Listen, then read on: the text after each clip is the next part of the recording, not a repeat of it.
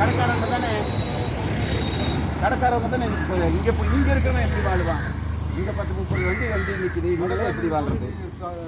நீங்களே சொல்லுங்கள். சனிக்கிழமை நைட் வாங்கிட்டு போயிட்டோம்னா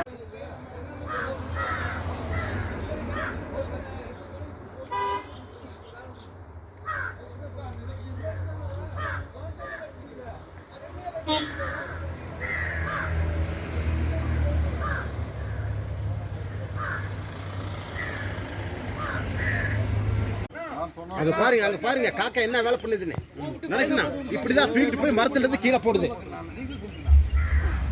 2 நாளா நிக்குது வண்டி. 2 நாளா வண்டி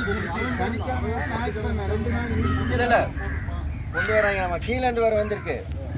என்னன்னா கொண்டு வந்து போட்டு போயிடறாங்க. அதே பிரச்சனை இல்லை.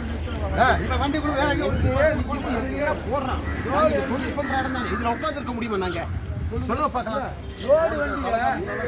போடுங்க நீங்களே பண்ணுங்க.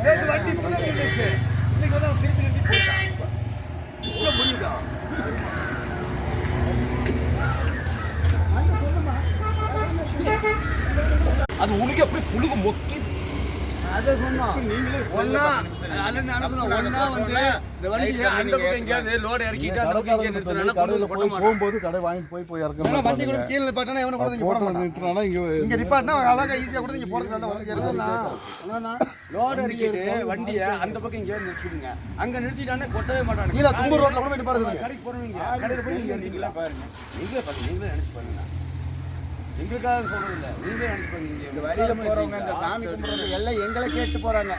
தும்பூர்ல இருந்து வர்றவங்கலாம் என்னங்க இங்கதான் இது போடுறாங்கன்னு சொல்லலாம் தானே. நம்ம என்ன சொல்லி போர் டிரைவர் கிட்ட 100 டைம் சொல்லிட்டோம். அவ்வளோதான் கூட பிரச்சனையே இல்லை. ரோடு இறக்கிட்டு அங்கே கொண்டு போய் அங்கே நிறுத்திடுறான். இந்த வள மார்க்கெட்டிங் சொல்லி யாருக்கு கூப்பிட்டு போடுறதுன்னு சொல்லி பேசாமல் இருக்கு. எவ்வளோ டயர்டு தெரியுங்களா? முன்னாடி பாயெல்லாம் கட்டிட்டு பாட்டுவான். ஒரே கட்சியுமே